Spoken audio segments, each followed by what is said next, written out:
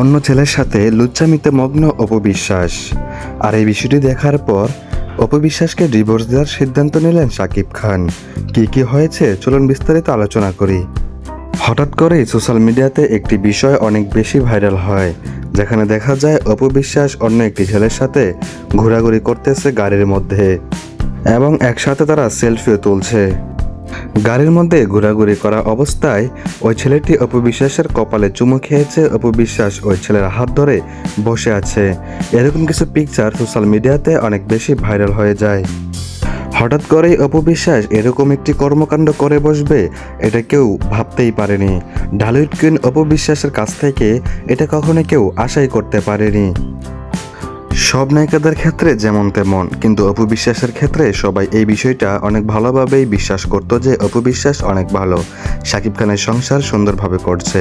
যদিও শাকিব খান এদিক সেদিক করছে, অপু বিশ্বাসের সাথে ঠিকঠাক সময় দিচ্ছে না, তবুও অপু বিশ্বাস শাকিব খানের সাথে সুন্দরভাবে সংসার করে যাচ্ছে।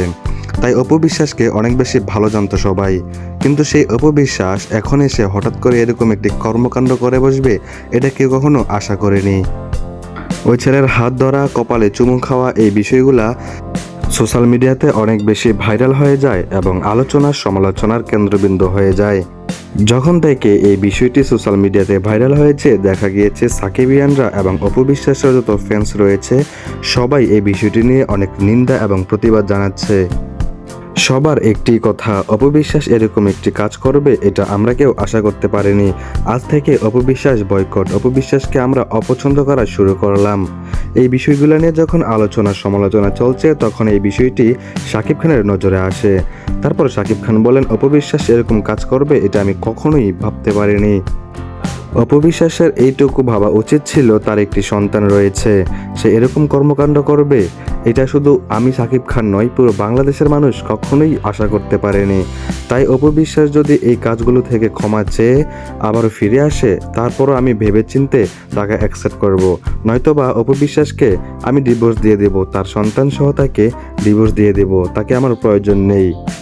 এরকম কিছু বক্তব্য দিয়ে থাকে শাকিব খান। দর্শক, আপনারা যারা আমার ভিডিও দেখছেন, আপনাদের কাছ থেকে জানতে চাই অপু বিশ্বাসের এই কর্মকাণ্ডটি আপনাদের কাছে কেমন লেগেছে, অবশ্যই একটি কমেন্ট করে জানিয়ে যাবেন। আর শাকিব খান যে সিদ্ধান্ত নিয়েছে সেটি কি ভালো হয়েছে নাকি খারাপ হয়েছে, অবশ্যই একটি কমেন্ট করে জানিয়ে যাবেন। আজকের ভিডিও এতটুকু পর্যন্তই। ভিডিওটি ভালো লাগলে শেয়ার করে দিবেন এবং আমার চ্যানেলটি সাবস্ক্রাইব করে দিবেন।